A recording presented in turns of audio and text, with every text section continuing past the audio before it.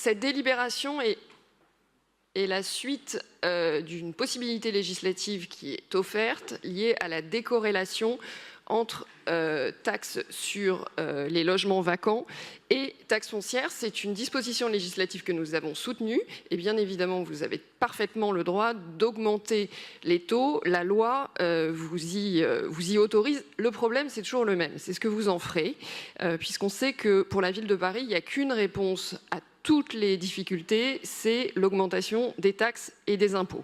C'est aujourd'hui votre seule grille de lecture. Et je voudrais revenir sur une communication qu'on entend beaucoup et qui est à nouveau énoncée dans cette délibération, ce sont ces fameux 300 000 logements vacants.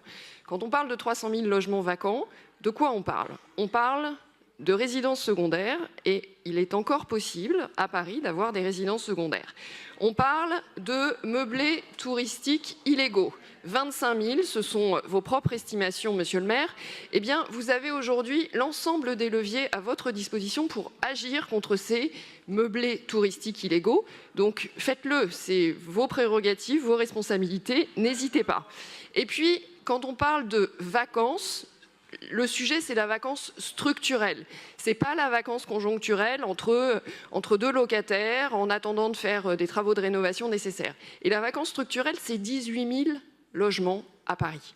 Donc là, on parle de 18 000 logements qui sont vacants depuis de 2 ans. Alors oui, il faut agir. Évidemment qu'il faut agir, mais il faut agir sur tous les leviers. C'est le sujet des travaux de rénovation. C'est le sujet de l'attractivité du dispositif loué solidaire. Il est formidable ce dispositif, mais il n'est pas aujourd'hui suffisamment attractif et il ne donne pas confiance aux propriétaires. C'est ça le sujet, c'est aussi l'incitation, c'est pas que la taxation.